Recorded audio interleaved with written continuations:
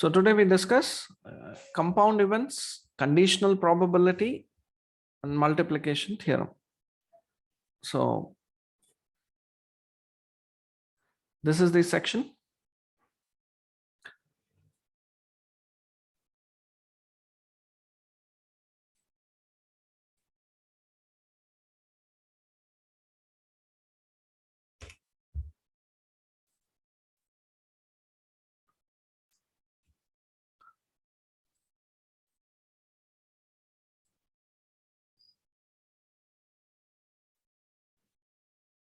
So compound events, when two or more events occur in conjunction with each other, their joint occurrence is called as a compound event. So two events, when they occur together. Now, in compound event, there are two types. One of the compound events is independent events, other is dependent events. There are only two types. So when two events occur such that the occurrence of one does not depend on the occurrence of the other, then the two events are said to be independent. So for example,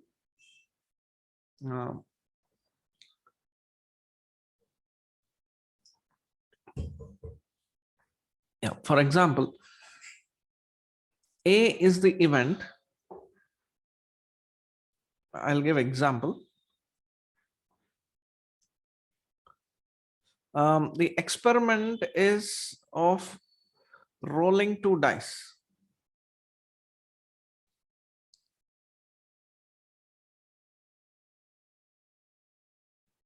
And then A is the event. Event A is that the first die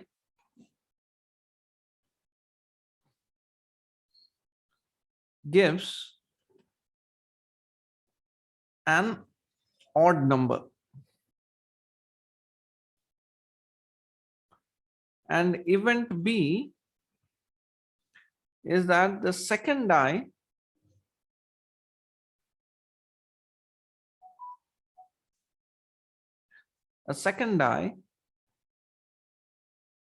gives an even number.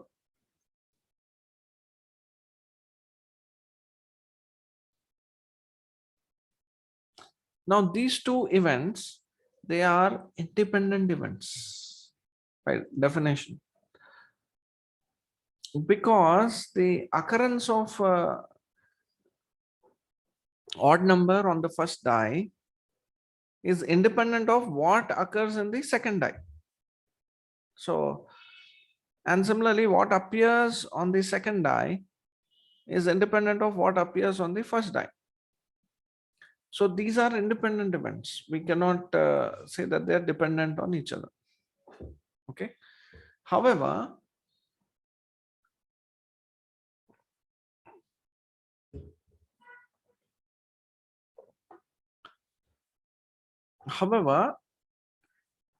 if we roll two dice in succession, one after another, and we put a condition that only if first die you get an odd number, then you can roll the second die. Suppose that condition is put.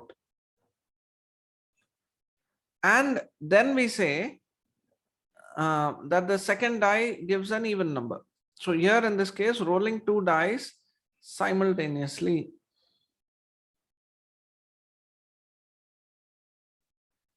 So these two by itself are independent. But if we put a condition that only if on the first roll of one die, you get an even odd number, only then you can roll the second die. If that condition is put, then the output of the second die is totally dependent on the output of the first die. So then it is a dependent event. That is one example. Another example of the same rolling two dice simultaneously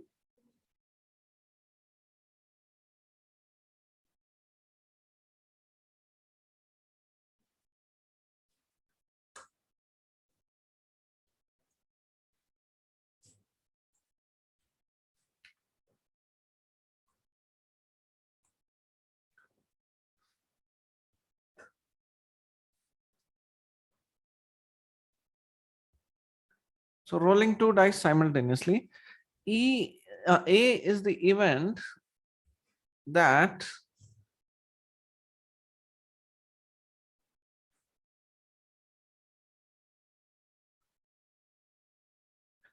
the sum on the sum of the outcomes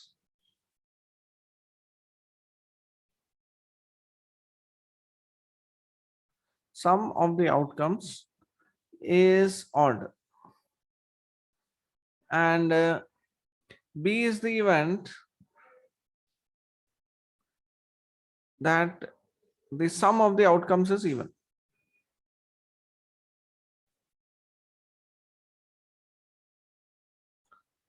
Now these are not independent events. We are taking in the event is defined in such a way that the output of both the die, they are involved.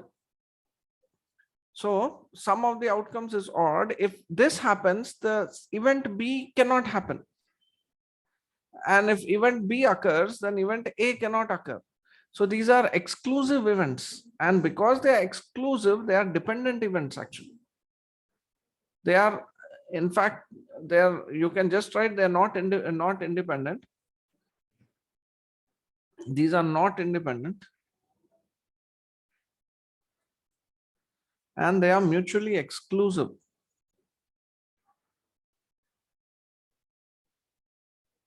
When one occurs, another cannot occur. Now, not independent does not mean that they are necessarily mutually exclusive. They need not be mutually exclusive, and still they cannot be, they need not be independent. We will, as we do problems, we will see many cases. Okay, but this is a basic idea to give what are dependent and independent events. Then this is conditional event. I already gave an example, but if A and B are two events of the sample space, and if B occurs after the occurrence of A, then the event of occurrence of B, given that event A has already occurred, is called as the conditional event of B given A and is denoted by B by A. So A and B are both events of the sample space. Okay. And if B occurs after A, and then we put a condition, just like yesterday, we took the example of bags and balls. So let me see where that is.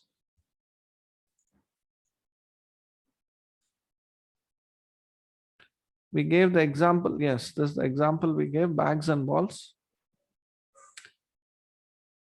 So suppose a ball is chosen at random.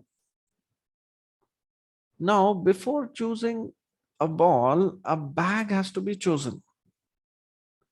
So although I am selecting a red ball, but before selecting a red ball, I am choosing a bag. So the event of choosing a particular bag precedes the event of choosing the red ball. So that is the idea. So suppose I choose from bag A2. I choose the third red ball. So before choosing the third red ball, I have chosen the bag A2. So we say, then the question is, suppose I have already chosen bag A2. Now what is my probability of selecting a red ball? So there are how many balls here? 4 plus 4, 8 plus 3, 11. There are 4 red balls.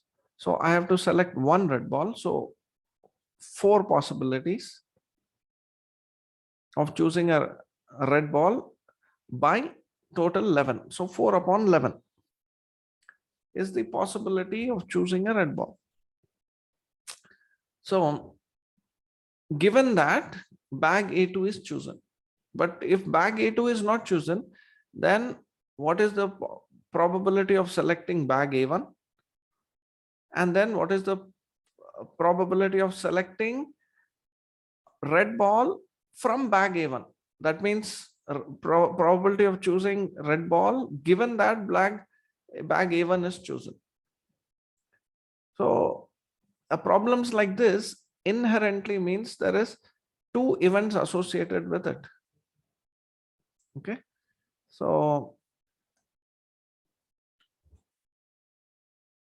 as we do problems, it will be much more clearer, but it is a sequence of events, one after another.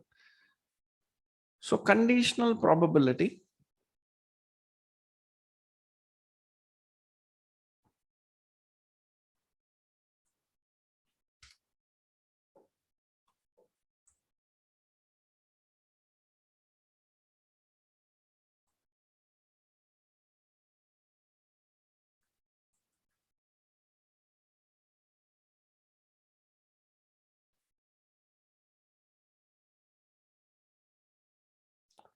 So what is conditional probability?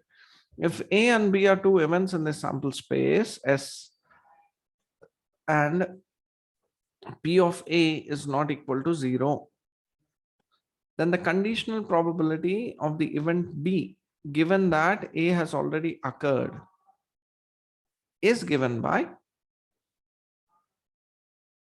P of B given A has occurred, which is, so P of B given A is equal to probability of A intersection B upon P of A.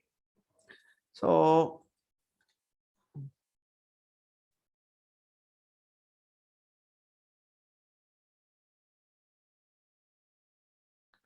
this is the sample space.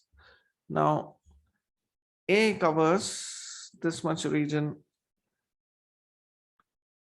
and say the event B covers this region. Now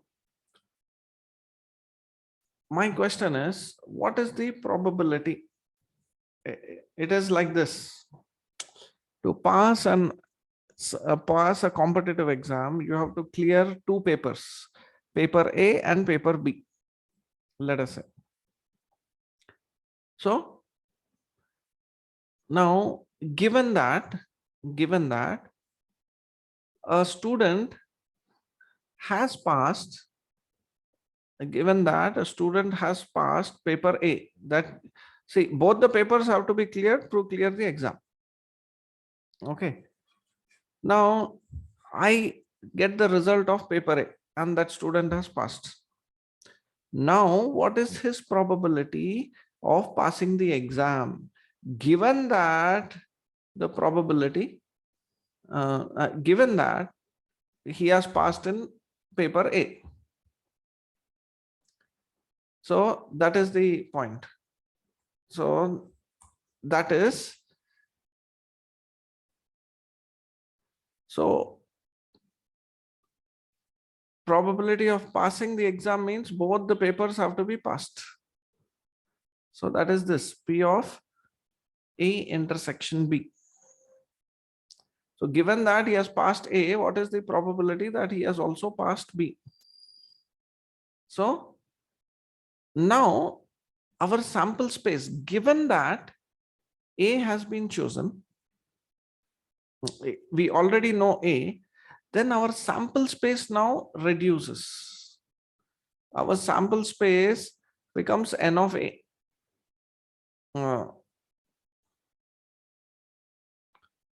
And this region that is required is N of A intersection B. Now, if we divide this by N of S, both of them,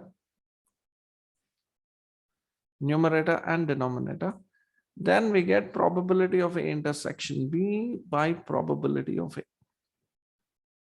So this is probability of B given A, very important result.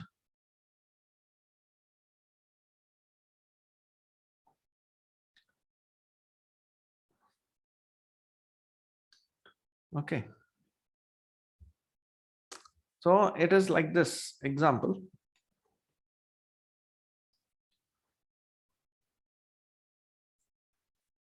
A probability of a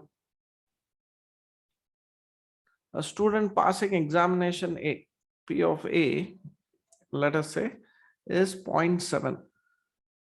to pass A. And let's say paper B is tough for him, and his probability of passing uh, probability of passing both, that is probability of clearing the exam, is 0.5. So now, given that he has passed examination A, what is the probability that he will clear B? That means we have already found out his result for paper A. He has passed. Now, given that, now what will be his probability to pass B? So it is, P of A intersection B by P of A, which is 0.5 upon 0.7. So given probability of B given is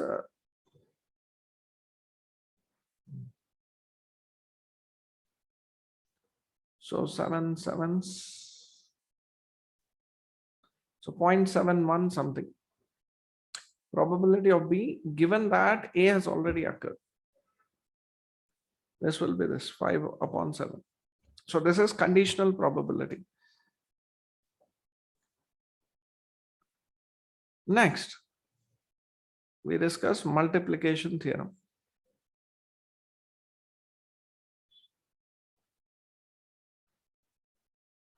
This is just the extension of the conditional probability. If there are two events, A and B, their probability of occurring being P of A and P of B respectively, and then the probability of P of A intersection B or P of AB of simultaneous occurrence of A and B, compound event, is equal to the probability of A multiplied by the conditional probability of B given A, or the probability of B multiplied by the conditional probability of A given B. So this follows from the definition of conditional probability only. In conditional probability,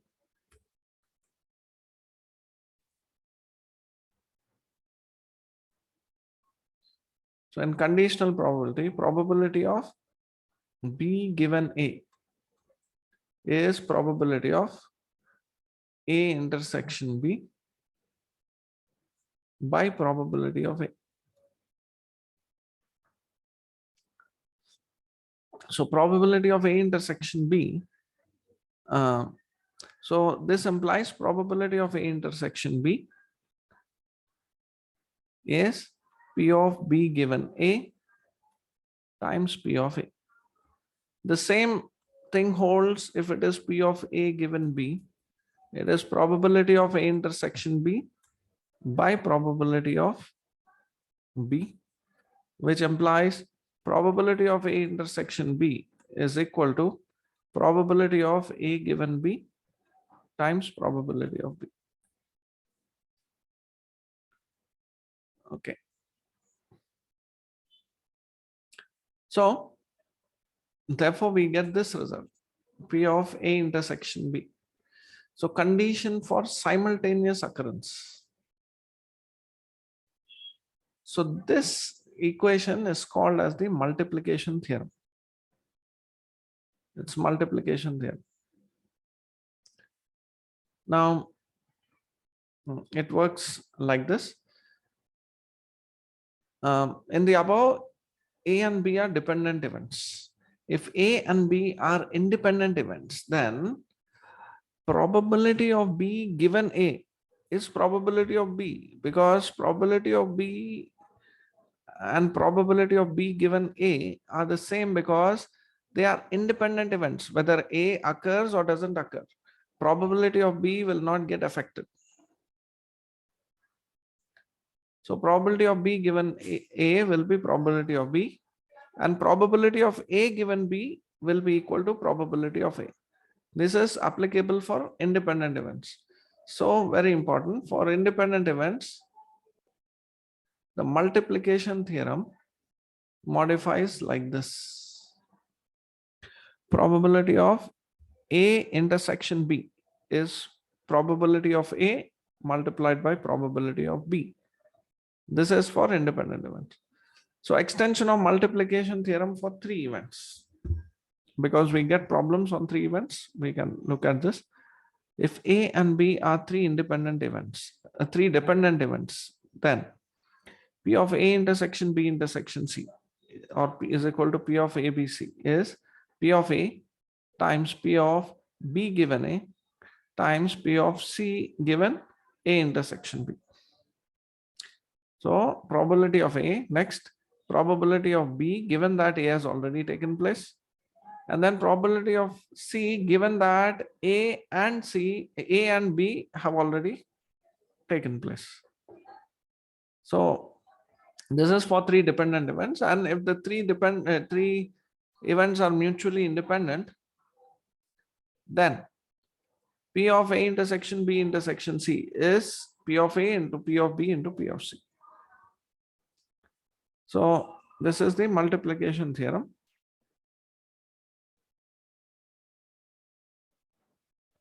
Okay, I'll start with there are important factors before directly jumping into problems.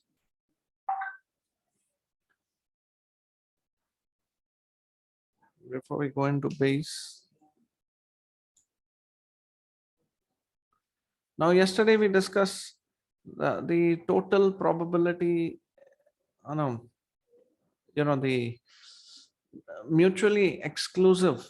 We have discussed this in addition theorem. Yeah, theorem 9. Okay. If A must result in one of the mutually exclusive events, A1, A2, A3 up to AN, then P of A is P of A intersection A1 plus P of A intersection A2 plus P of A intersection A3, so on, plus P of A intersection AN. We discussed that if A1, A2, A3 are choosing the event of choosing a particular bag, and A is the event of choosing a red ball, then selecting a red ball automatically means that one of the events A1, A2 or A3 has occurred. So taking this same theorem, now because we know the multiplication theorem, P of A intersection A1, from that we derive this one. P of A1 intersection A is P of P of A is P of A1 into P of A given A1 plus P of A2 into P of A given A2 plus 1 P of AN, P of A given AN. So if event A must result in one of the mutually exclusive events A1, A2, A3, AN, then this theorem, which is also referred to as the total probability theorem, is total probability theorem. Now, so it just follows from theorem 9. So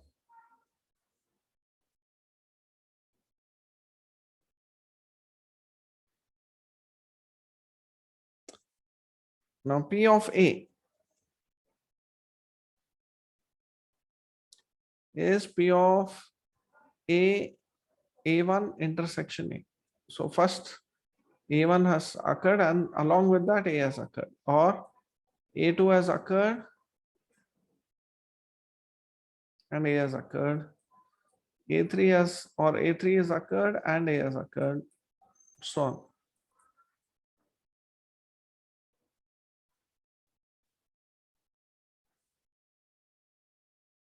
So this is from this multiplication theorem, this is P of A1 to P of A given A1 plus P of A2 into P of A given A2 plus P of AN into P of A given AN. So this is the theorem of total probability. Very important result. This is the basis of the Bayes theorem. We must know this. Okay. Now, next, the event A is independent of phi and S. By mathematical proof, this one, the event A is independent of phi and S. To prove independence, we have to show that their intersection, probability of their intersection is equal to probability, a product of their probabilities. So P of E intersection phi is P of E into P of phi. P of phi is 0. And here also E intersection phi is P of phi. So P of phi is 0. So this means 0 is equal to 0. So this holds true. Similarly, if we take sample space, E intersection S is E. Intersection with the sample space gives itself. And P of E into P of S here is 1. So left hand side is equal to right hand side. So both are true. Both these are true. Okay.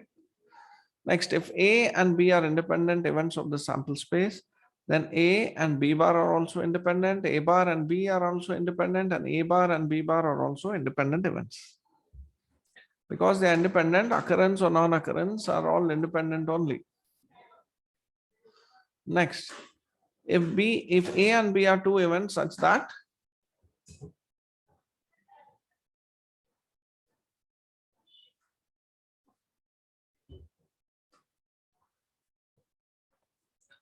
if A and B are two events such that B is not phi, then this is very important. P of A given B plus P of A bar given B is equal to 1. Now, given that an event has occurred, B has occurred. Now, after B, whether A occurs or not occurs, so either A should occur or A should not occur. So P of A and so occurrence and non-occurrence will be exhaustive because either the event A occurs or it doesn't occur. So probability of any one of this happening is 1. So just like we get P of A and P of A bar is equal to 1. Here, while considering these probabilities, we consider the entire sample space. But now the sample space reduces to the space of B. Probability of A given B bar, B and A bar given B will be also be equal to 1. So that is what this is. These two are very important theorems, huh, by the way. We will see their examples.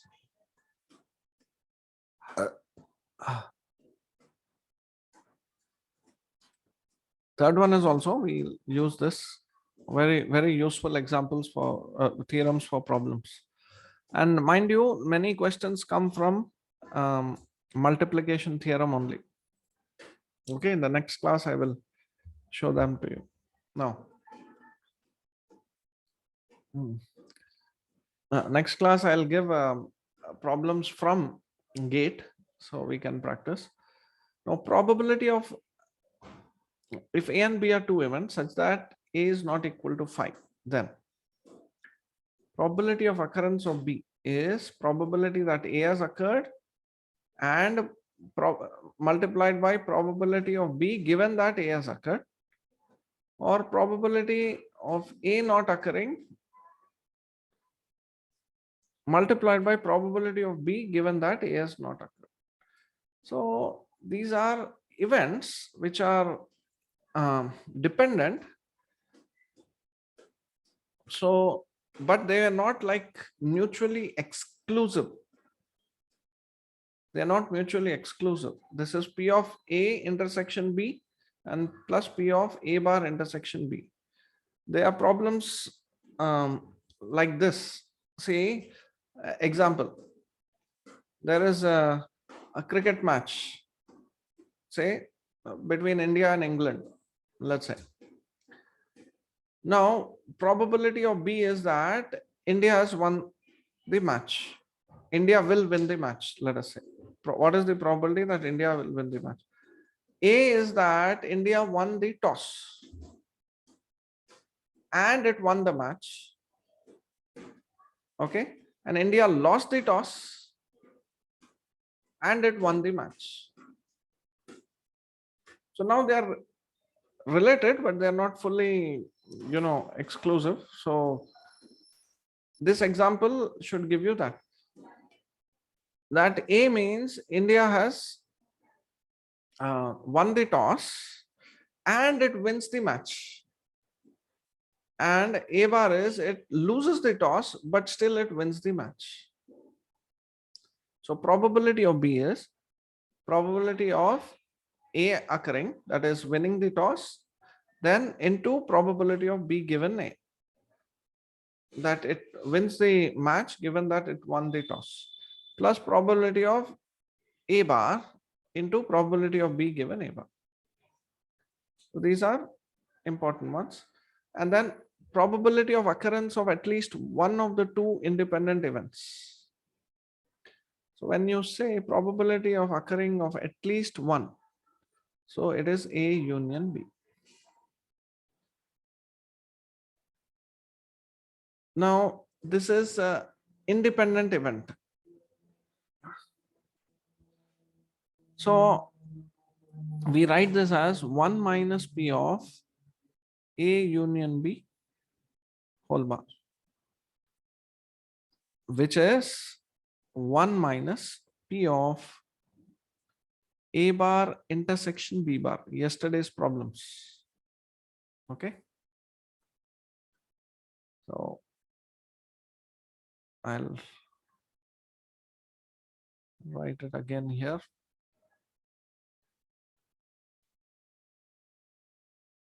Theorem 16. Probability of A union B is probability of 1 minus probability of A union B whole bar, which is 1 minus P of A bar intersection B bar, which is 1 minus. Now, because they A and B are independent, we get this.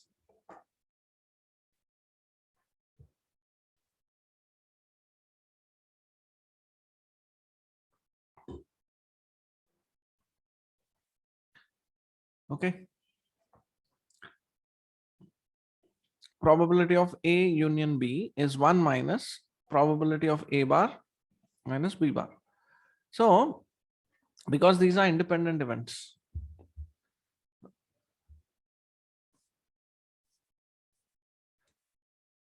so let us say these are examples of firing.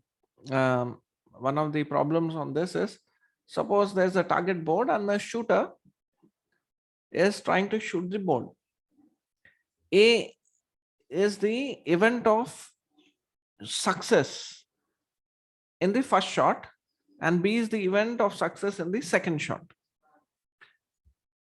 Okay. Now the question is, what is the probability that at least in one of the shots he is successful? So in at least one he is successful means it is 1 minus in none of the shots he is successful. Okay, at least one is 1 minus none. Okay, I explain like this. At least one is equal to 1 minus none.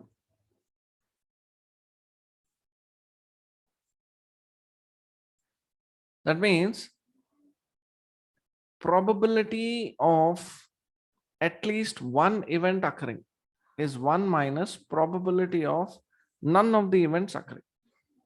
Okay, there's a common sense. So this probability of A union B is nothing but 1 minus probability of A bar intersection B bar. Because these are independent events, we get 1 minus P of A bar into P of B bar.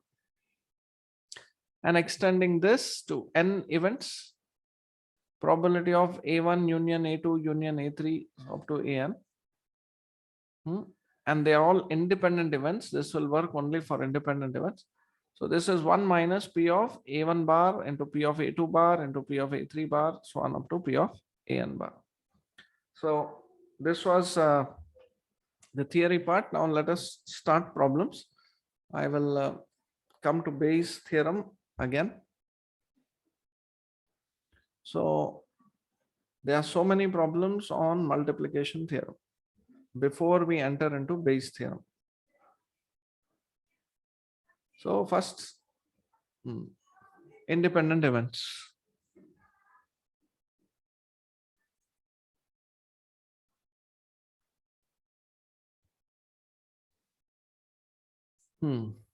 So let us take this question 17. Question 16 is, if we do 17, 16 is also easy.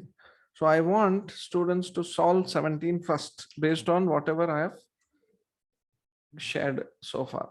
Let us see. I'll give you 3 minutes time.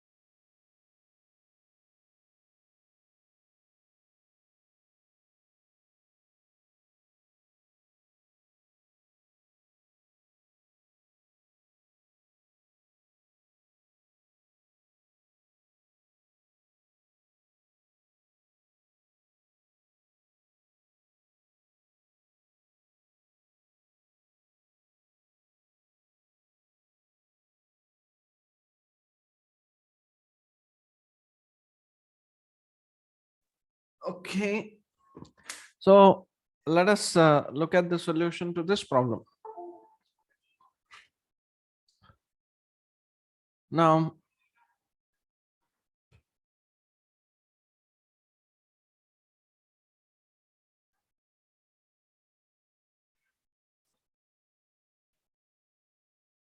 given that this is the given data, given probability of A that A solves is 1 by 3 and probability that B solves the problem is 1 by 4. Now, what is the probability that both A and B solve the problem?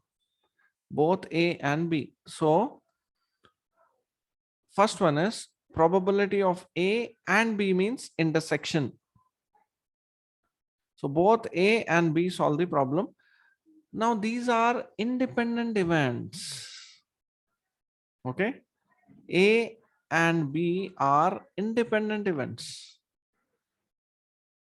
The nature of the question, because they are independently solving. A and B are solving independently. That is the idea. Of course,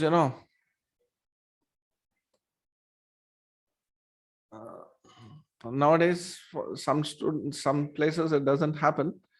A and B are friends, and only when A solves, B copies from A. So if that is the case, then they are dependent events. But here, uh, in our question, it is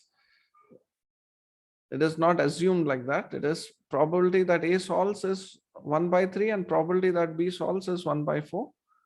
Yeah, that means they are independently solving.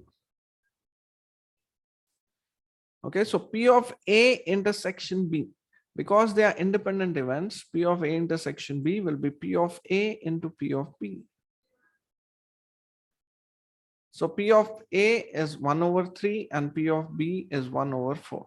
So this is 1 over 12. So this is the first part.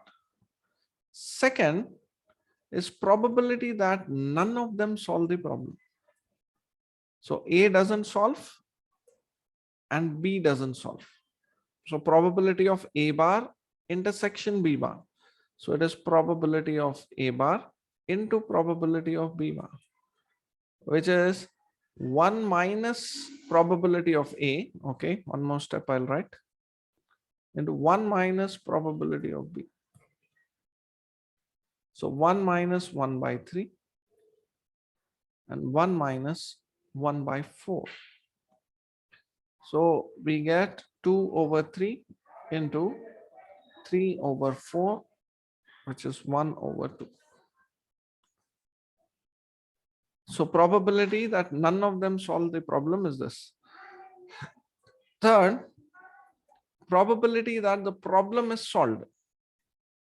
Probability that the problem is solved. What does this mean? It means that either A or B have solved the problem. That means at least one of A or B have solved the problem. That is A union B. So this is P of A plus P of B minus P of A intersection B. Now P of A is 1 over 3. P of B is 1 over 4. And P of A intersection B, from the first bit, we get it is 1 over 12. So we get 4 plus 3. 3 plus 4, 7 minus 1 over 12. That is 6 over 12. We get 1 over 2. So problem is solved is half. Problem is solved by neither of them is also half. So there is a relation. We know that P of A union B is 1 minus P of A bar intersection B bar, or A bar intersection B bar. So this holds true because this is half. This will also be half. So P of A union B. The last one is exactly one of them solves the problem. So probability that exactly one of them solves the problem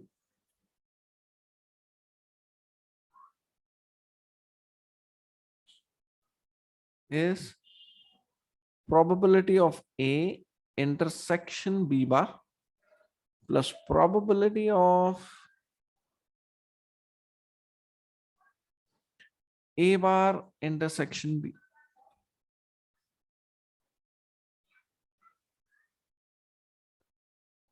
So probability of A intersection B bar plus probability of A bar intersection B. So this is because they are independent. We can write like this. If they were dependent, or we can use, sorry, the other,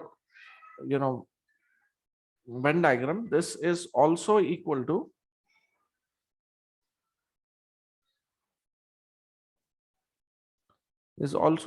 P of A union B minus P of A intersection B. Okay, this, the first line is equal to this. So now in this case, P of A is 1 over 3 and P of B is 1 over 4. This is P of B bar is 3 over 4 plus P of A bar is 2 over 3 and P of B is 1 over 4. So we get 3 plus 2, 5 over 12. This is the probability. Clear?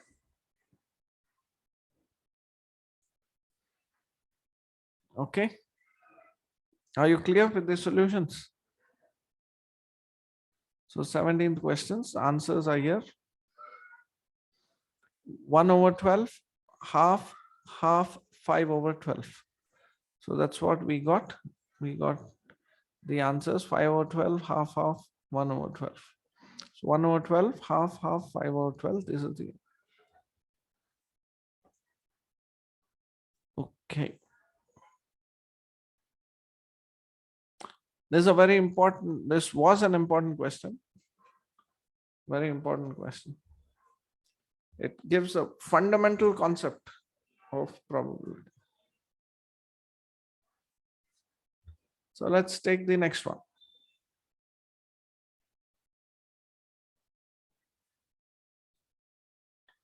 Again, I'll give you 3 minutes time. First, identify the events correctly.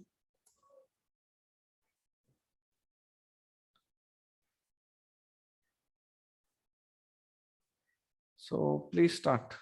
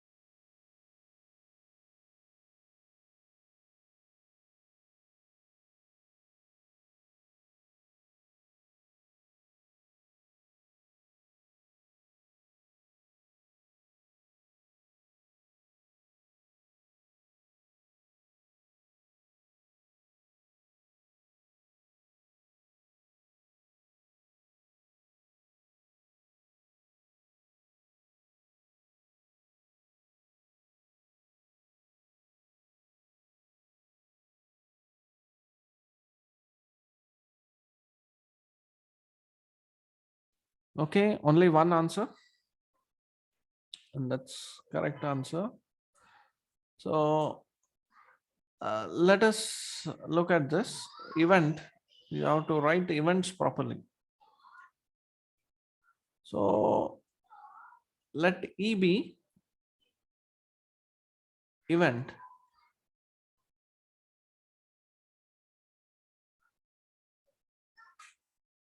of hitting the event of the gunshot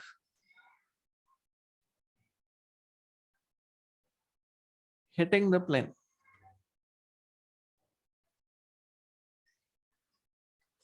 Now, E1 is the event of hitting the plane, the gunshot hitting the plane in the first shot. E2 is the event of hitting the plane in the second shot.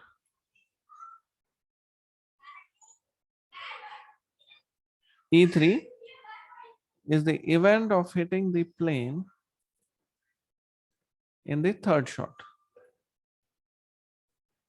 And E4 is the event of hitting the plane in the fourth shot. Okay. So 4 chances. After that, you lose. So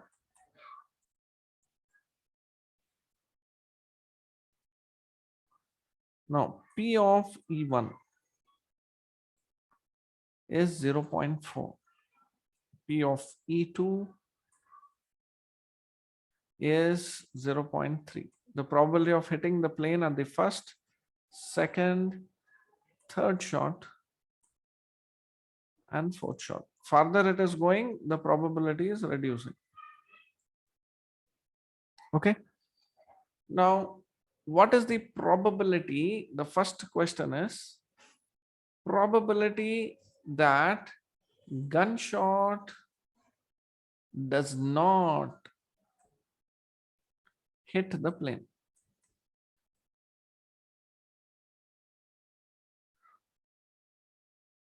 So this is probability of E1 bar, intersection E2 bar, intersection E3 bar, intersection E4 bar. So it neither hits in the first, nor in the second, nor in the third, nor in the fourth. So this is P of, because they are independent events. It is not that each of the shot is independent. Their probabilities are different, but they are independent events. So this is probability of not hitting the plane in the first shot and not hitting the plane in the second shot and not hitting the plane in the third shot and not hitting the plane in the fourth shot. So this is 0.4 times 0.3 times 0.2 times 0.1. Oh, I'm sorry. E bar, right? So it is 1 minus 0.4, that is 0.6, 0.7, 0.1 minus 0.3 is 0.7, 0.8 and 0.9. So 6 sevens, 42, and then 8 nines, 72. So 84.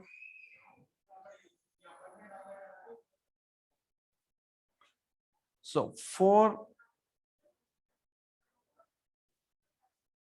Okay. So you get this as 0.3024. Probability that the gunshot does not hit the plane in these 4 shots. Now, what is the probability that the plane is hit? gunshot will hit the plane. Okay.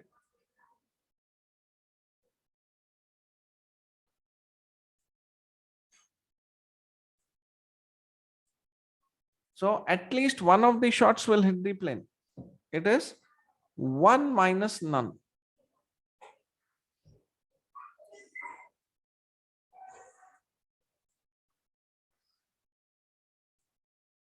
Either it doesn't hit in any of the shots or it hits. That's the only option.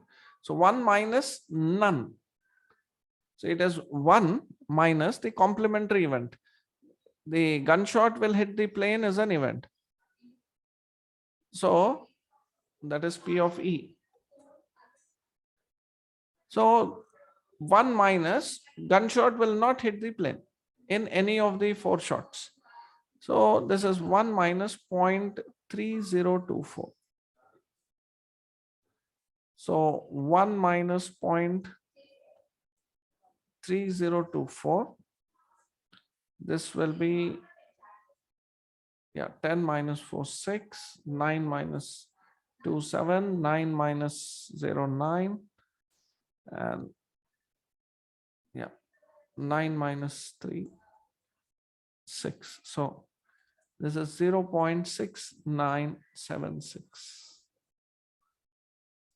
This is the way to do. Our alternative is to the second one, which is a difficult alternative or lengthy alternative, is probability of E is probability of hitting on the first shot itself, or probability of not hitting on the first shot but hitting on the second shot, or probability of not hitting on the first 2 shots and the probability of hitting in the third shot, like that.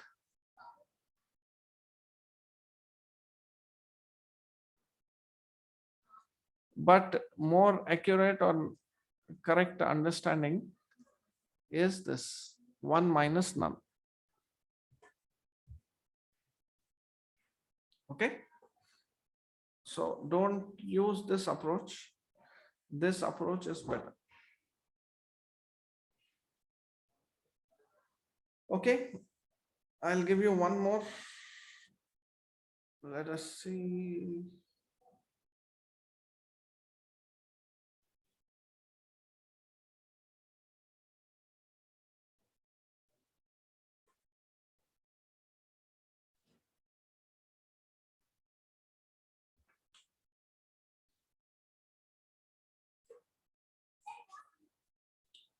Okay, this critics odds in favor, odds against. Just see this. Others seems easy only.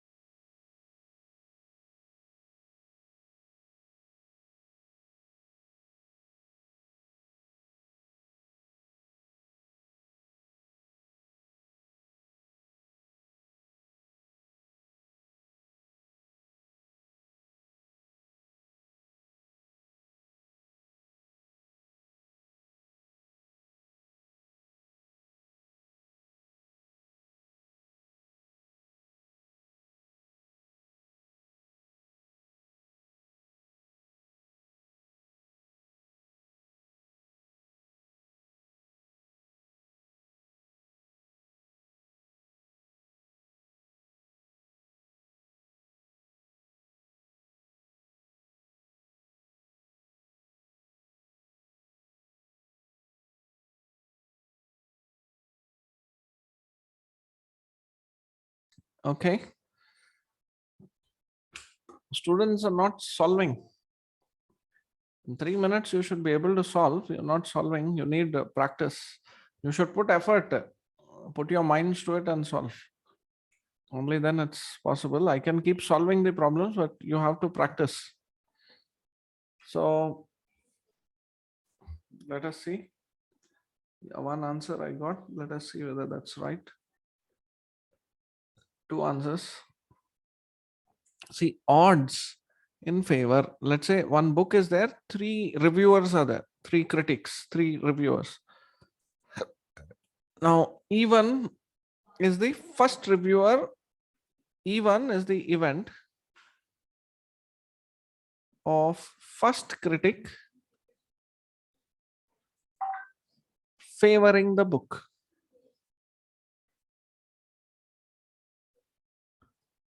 Okay. E2 is the event of second critic favoring the book.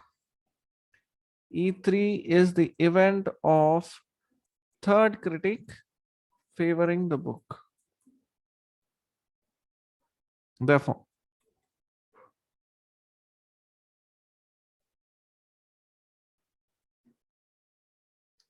okay, someone has asked.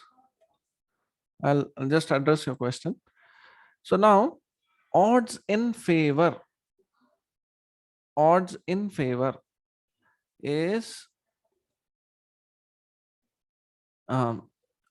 for the first critic is P of E to P of E, P of E1 is to P of E1 bar is 5:2, which means P of E is 5 upon 5 plus 2. This is 5 upon 7.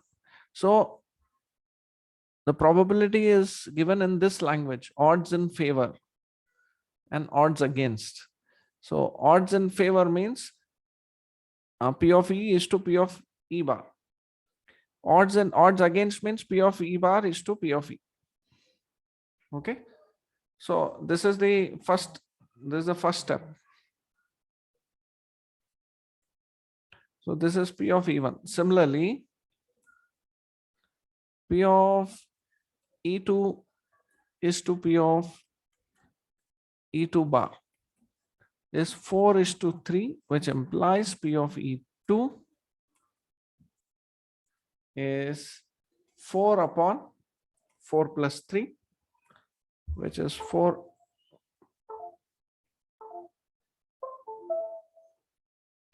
Which is 4 upon 7. And P of E3 is to P of E3 bar is 3:4, which implies it is P of E3 is 3 upon 3 plus 4.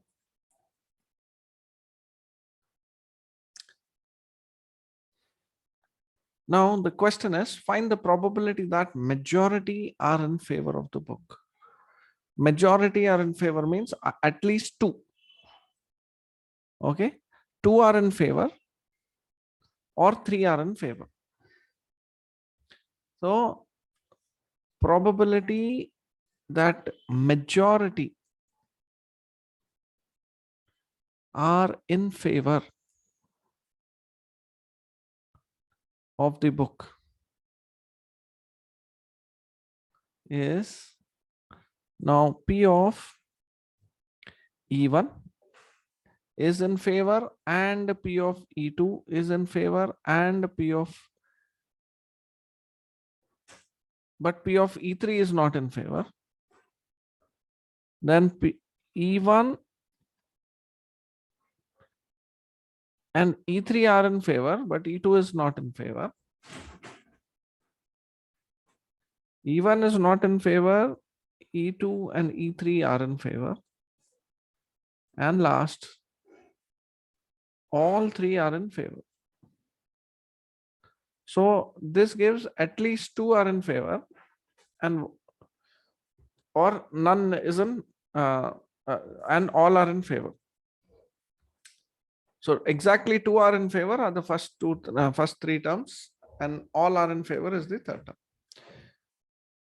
So this is the majority are in favor of the book. Okay, we can do the reverse. None of them is favor, and only one of them is favor. So that also pretty much you will have to do the same thing. So it doesn't make a difference. So now we have the probabilities. Now each one of them is an independent event. Each book, it is not that they are consulting and having opinions and then giving comments. Each one is giving independently their comments. So they are independent events. Okay. These are all the problems that we have done are independent events so far.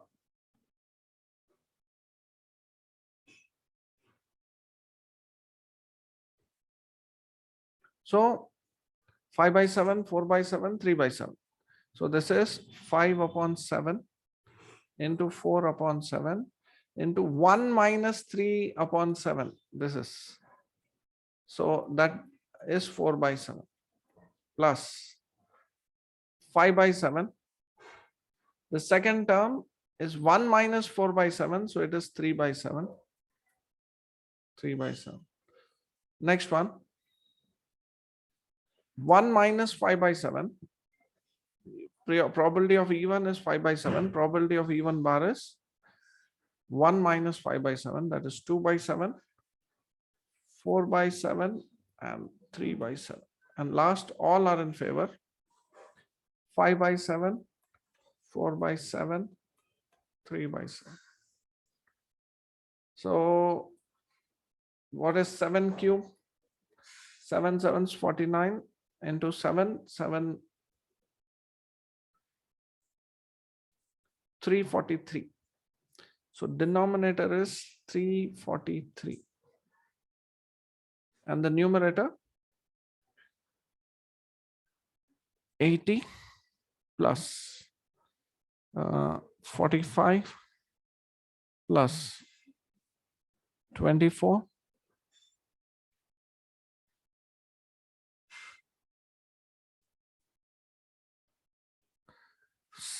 60. So we can calculate this.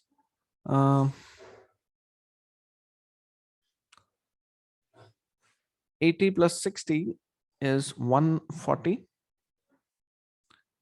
Now 140 plus 45, 185 plus 24, that is 209.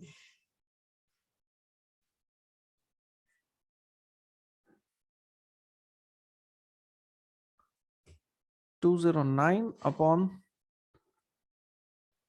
343.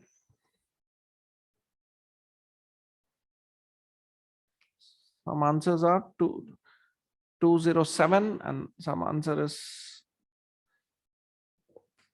okay, I don't have calculator immediately.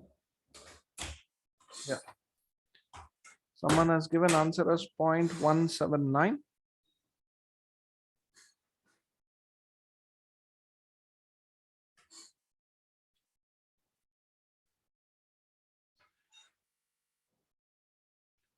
It is 0.6609.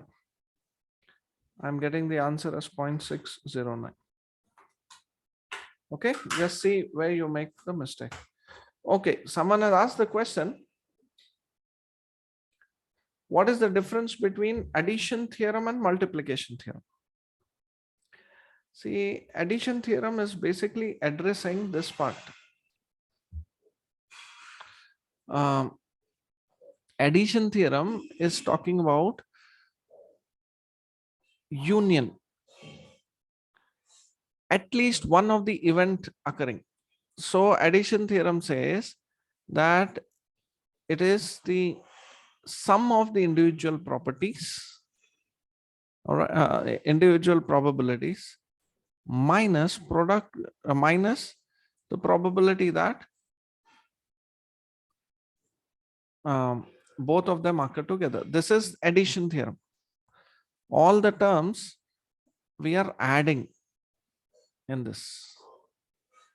That's why addition theorem. Multiplication theorem is for intersection, and that too, it has to be a uh, you know conditional probability. And of course, for independent events, it is P of A into P of B. So this is talking about both occurring simultaneously.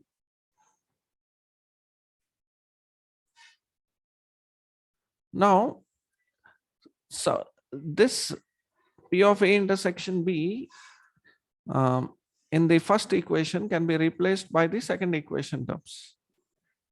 Okay, but this is talking about addition. This is talking about a multiplication, compound event. This is talking about a compound event. Two events occur simultaneously. So how to calculate that? Okay. Generally, addition theorem is for or, either or. Multiplication is for and. So A union B means either A or B or both. A union B. So addition theorem is applicable. A and B means multiplication theorem is applicable. Okay.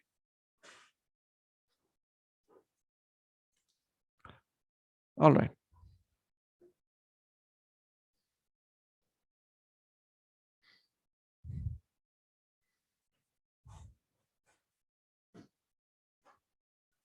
Okay, these are objective questions.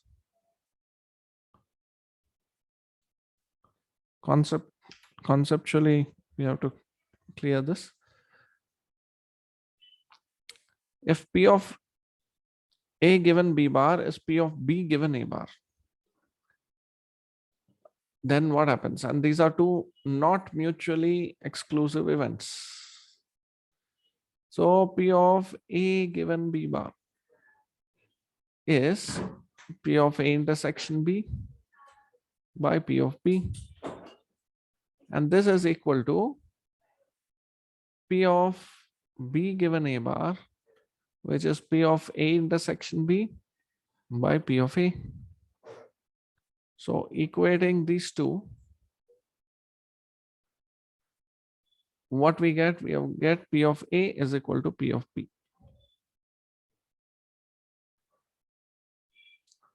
It may not be necessarily A and B are the same events. It is not necessary.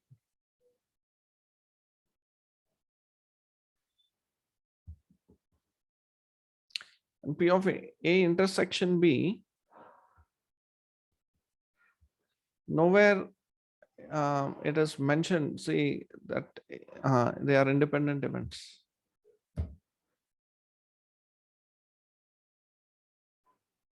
Their probabilities are identical. That doesn't mean that they are independent events.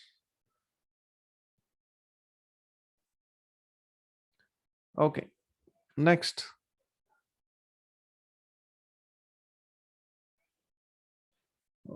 Let's go to conditional probability and total probability theorem. These are important. So let's do this.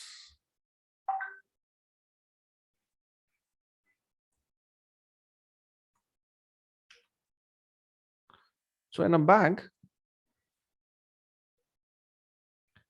there are 15 red and 5 white balls. In a bag, there are 15 red and 5 white balls. 2 balls are chosen at random and one is found to be red. The probability that the second one is also red. 2 balls are chosen at random and one is found to be red. Probability that the second one is also red. Okay, please think about this. I give you 3 minutes time.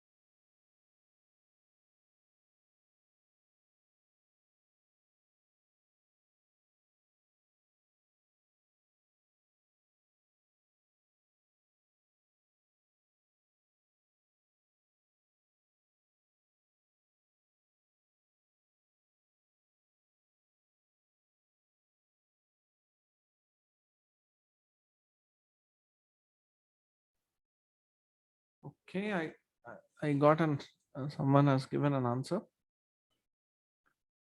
So from the given options, we have to select. Let us see. Someone has said it is should be 14 by 19. We'll verify that.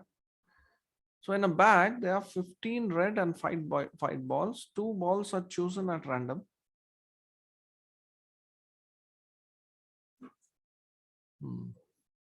So it is not said here in this problem that it is chosen in sequence, one after another. Okay. Now,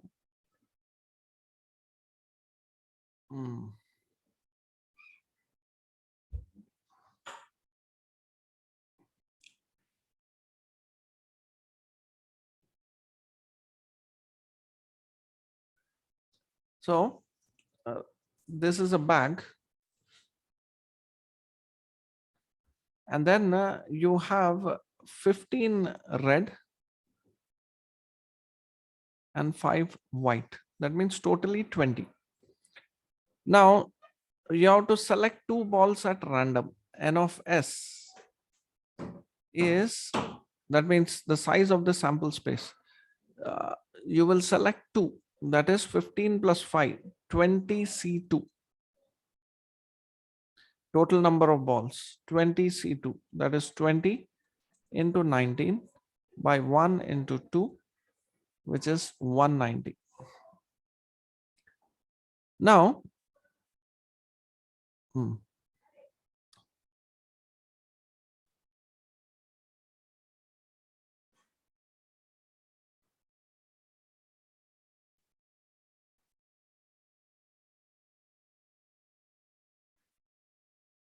okay, this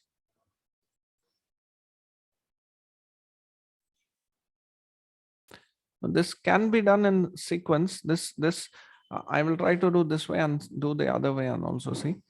See, now probability of getting a red ball. Okay, one of them is found to be red. So probability of getting a red ball. So probability of getting one red ball, at least one red ball.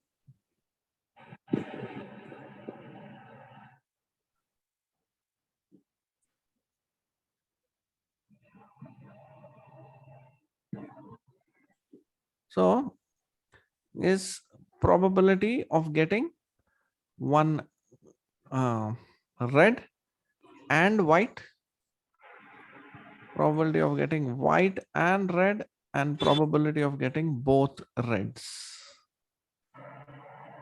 Okay. So this is probability of getting red and white. That is one red and one white. One red and one white. I'm doing the regular approach and then I'll take a sequence and then see. So one red is 15C1 and one white 5C1 by 20C2, 190. Okay. This I think is the same. You will not be able to distinguish because it's a selection. I think you will have only 2 cases because it is not that balls, first ball, second ball. The first one is found to be red. The second should also be red. So that is the question. The second, both are red, is 15C2. So 15 into 14 by 1 into 2, 15C2 by 190. So this is 15 into 5 plus 15 into 7. 15 into 5 plus 15 into 7. So that is 15 into 12. 180 by 190. Now probability that first ball chosen is red.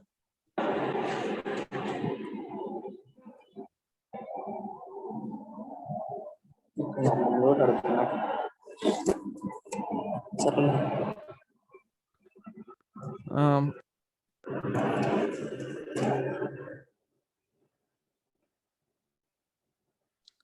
probability that first ball is red is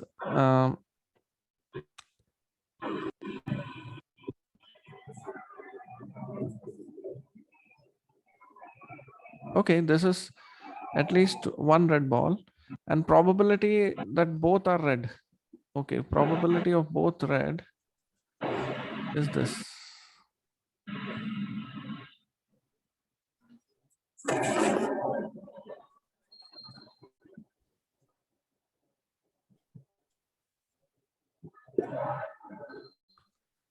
So the required probability, I'll do the other way and see.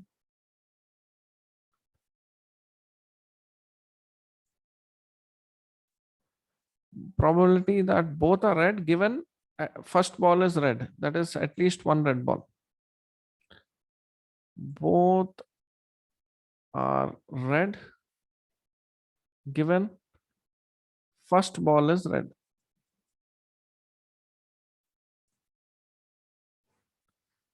So probability of both are red given first ball is red is,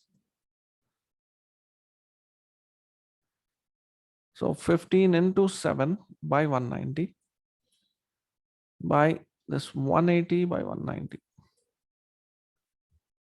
So 15 into 7 by 180, 7 by 12. Let's see whether that's the answer. There is the answer, 7 by 12. I will do it the other way and see.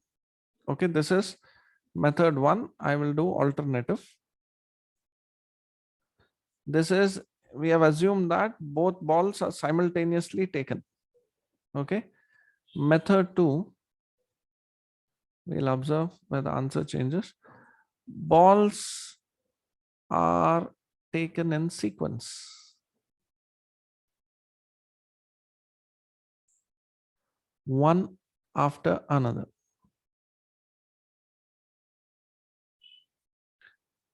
So we have in this bag 15 red balls and 5 white balls. Okay. Now E1 is the event that first ball is red.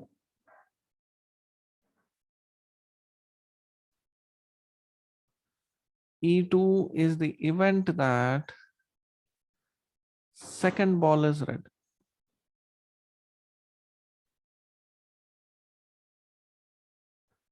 Okay. So P of E2 given E1, this is what we want. All right. So this is P of E1 intersection E2 by P of E1.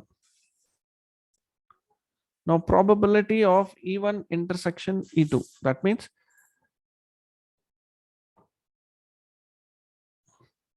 both first ball and the second ball are red. Now we are taking it in sequence. So and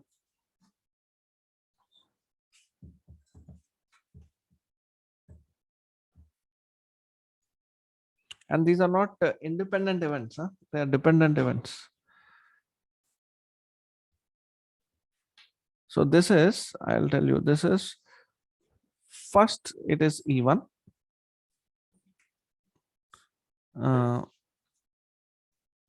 And E2 given E1. Oh, so same thing you get. So how we calculate this is probability of both balls are red is 15C2 by 20C2, or more appropriately, let us do this. It is 15 by 20. So 15 balls out of 20 balls. Then when you pull out one red, the next ball, there are 14 reds and 5 whites. So there are total 19 balls. Of the 19 balls, you will draw one of the 14. So 15 into 14 by 20 into 19. And then probability of E1 is the event that the first ball is red.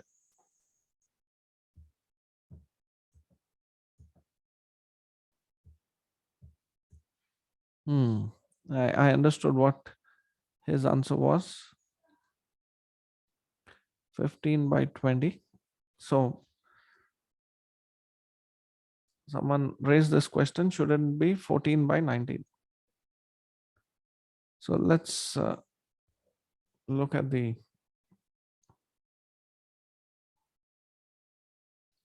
was 25th question.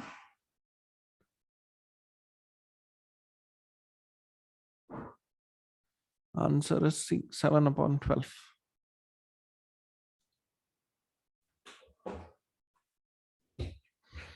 So the question very clearly, it is not said that it is taken in sequence. So if the balls are taken in sequence, then maybe this is the right answer, 14 by 19. But balls are not taken in sequence, they are taken together. Just that they are taken together. Once you have taken together, there will be two combinations, one red and one white, and both are red. So at least one red, that is one red and one white, and both are red combination is this one, 180 by 190, and both are red is this 15 sevens, 105, 105 by 90, so 190. So required probability for both are red, given first ball is red, is 15 into 7 by 190 by 180 by 190. So you get 7 by 12. 7 by 12 is the right answer. 7 by 12 is the right answer.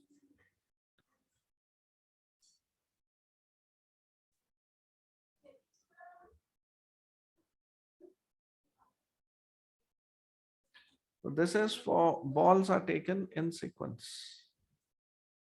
No, are together. Taken out together.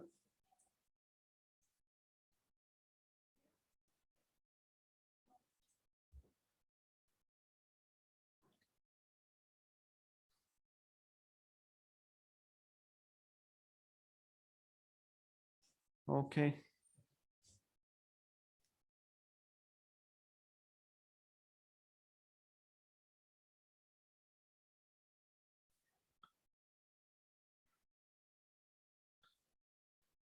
Hmm.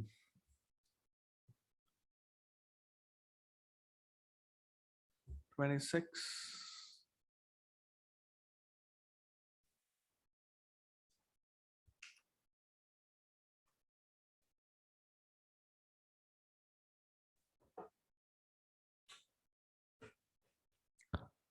So groups A, B, and C are contesting for positions of board of directors of a company.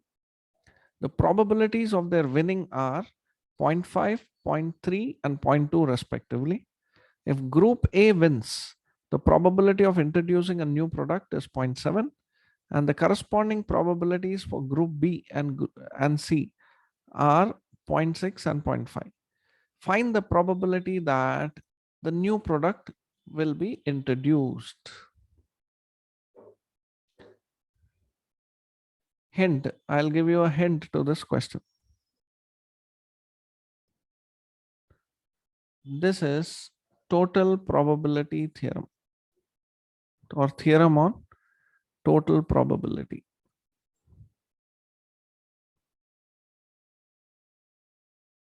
Okay, I'll give you 3 minutes time.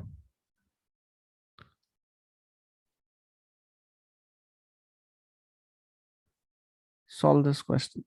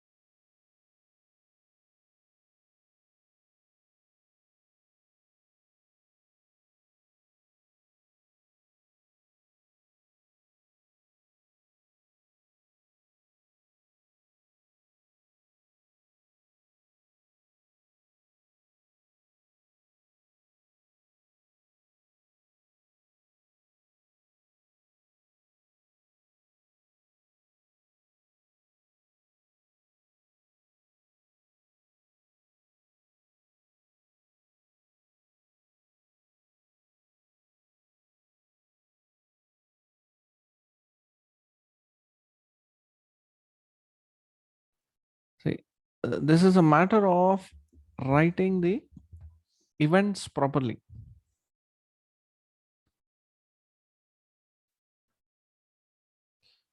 So let A be the event that group A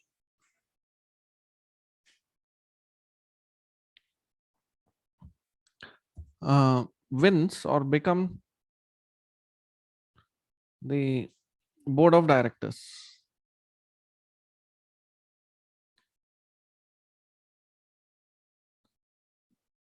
B is the event that group B becomes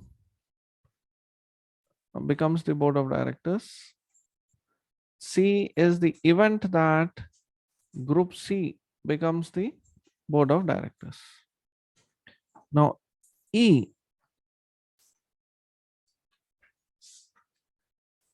is the event that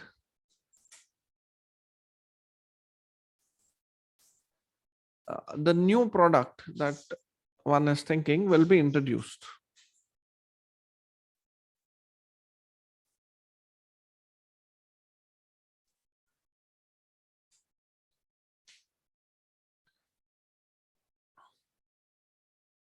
Okay. So now probability of event E is probability of A winning, because the new product has to be introduced, means one of the group of directors have to be chosen. So event E will necessarily result in one of the three mutually exclusive events A, B, C. These are exclusive events. If A occurs, B cannot occur and C cannot occur. B occurs, A and C cannot occur. So like that. So this is P of A intersection E, P of B intersection E plus P of C intersection E, which reads like this. Probability of the new product being introduced is probability of A becoming the group of directors and they introducing the product. That is probability of E given group A has become the board of directors times probability of B becoming the board of directors and their probability of introducing the product, probability of C becoming the board of directors and their introducing the product, probability of A into P of E given A plus P of B into P of E given B, probability of C into probability of E given C. Okay. So this is conditional probability. If group A wins, then the probability of introducing a new product is 0.7. So this is P of E given A. Now individual probabilities of A, B and C, P of A, P of B, B and C is 0.5, 0.3, 0.2. So 0.5, 0.3, 0.2. Now probability of E given A is 0.7. Probability of corresponding probabilities for group B. That means if group B wins, the probability of introducing a new product is 0.6. And if group C wins, probability of introducing the new product is 0.5. So this is 0.35 plus 0.18 plus 0.1.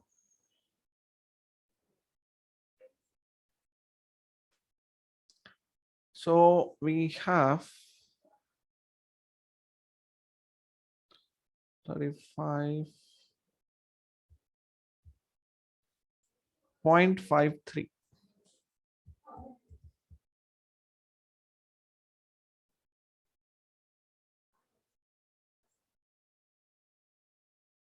No, 0.63.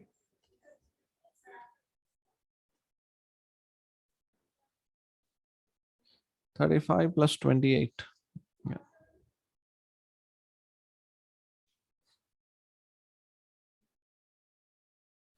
So it is 0.63.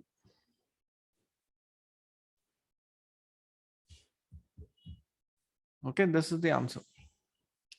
So this is to understand Bayes' theorem. Problems like this, we must have a thorough grip of it. When do you use total probability? We should understand how the events are interconnected.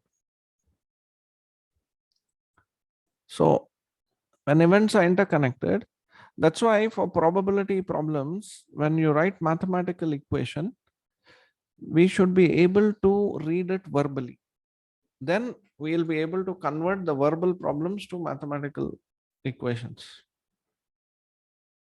Okay, is this clear to everyone?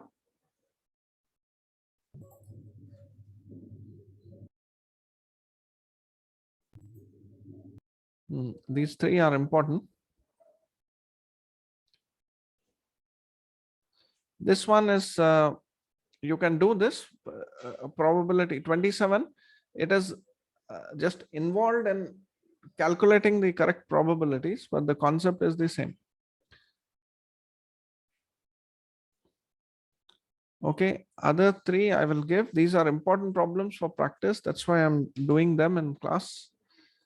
Then next week, I request you to practice these and come. Then we'll see. I'll give other questions. 2 dice are thrown. Find the probability that the sum of the outcomes is 9. If it is known that 5 always occurs on the first die.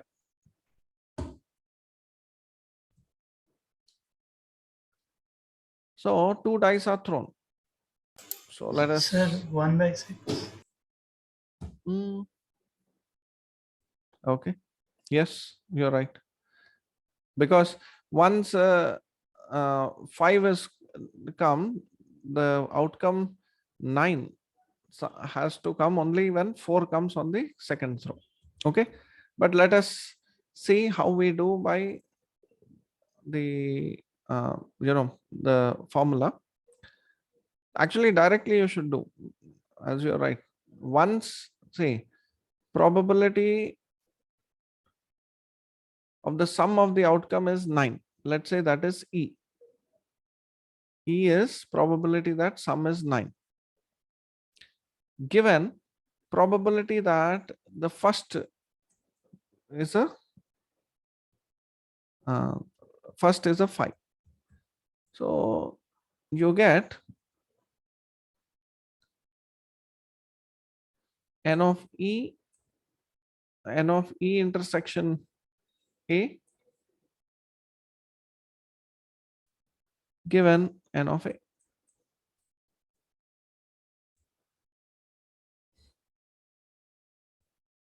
Okay. So this should be one of, so now probability of E intersection A, sum as 9. Probability that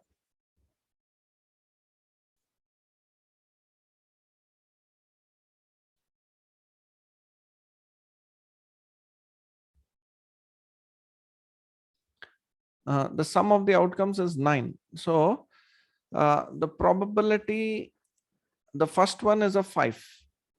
So second has to be 4. By logic, it is 1/6 straight. So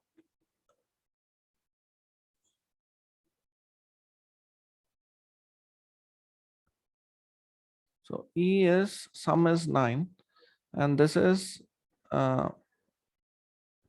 that first one is a 5. Given first one is a 5. So this is 1. N of E is 1. So E intersection A is, you get 9 given there is 5. So sum will be 5 plus 4, 9. So 5, 4. So this is 1 out of the 36 possibilities. 6 into 6. And now n of a, if I write this as a probability. Now probability of first die having a um, getting 5 is 1 out of 6. The first die gives a 5 is 1 out of 6. All right. Or 6 out of 36. So one and the same. So you get 6 divided by 36. It is 1 by 6.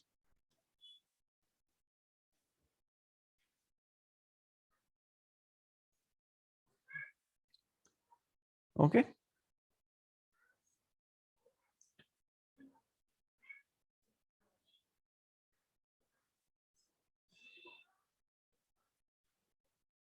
And this is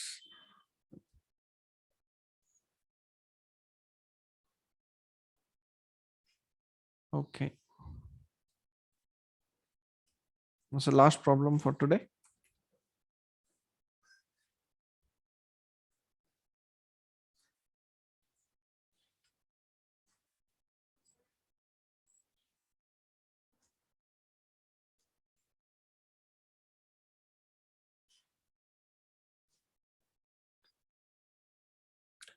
In a class, 30% students fail in English, 20% fail in Hindi, 10% fail in both English and Hindi. A student is chosen at random. What is the probability that he has failed in English given that he's failed in Hindi?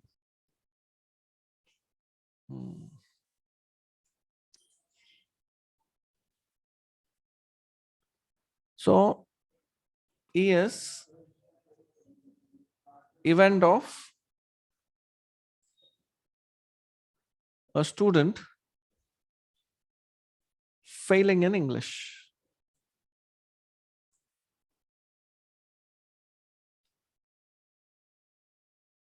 H is the event of a student failing in Hindi. Okay. Now, given that probability of E is 30%, 0.3. Probability of H is 0.2. Probability of E intersection H is 0.1.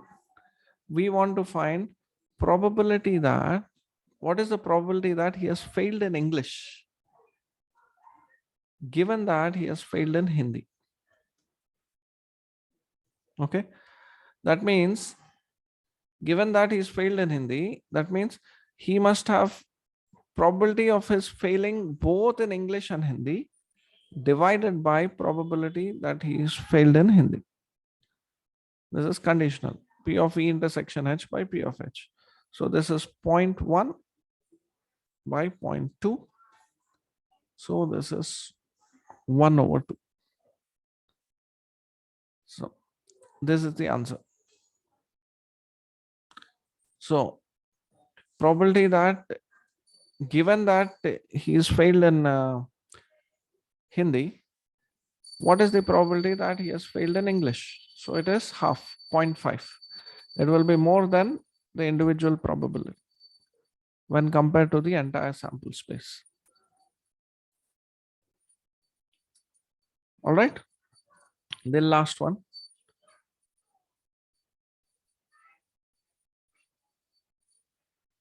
Okay. I'll leave the last one to you. You can expand on it and try to do it. So 30th, 27th, you should do 24th. And whatever remaining problems are there, you should do. And I'll try to put an assignment. Some questions will be on Bayes theorem. I'll put an assignment in Moodle, objective assignment. You try to solve that. Next class, we will discuss that. Okay, it may take 1 or 2 days to put the assignment. But in the meanwhile, whatever are the problems that are left over from this, you solve, and those that I have solved and you didn't understand properly, you go through that again and solve them. All right. Thank you.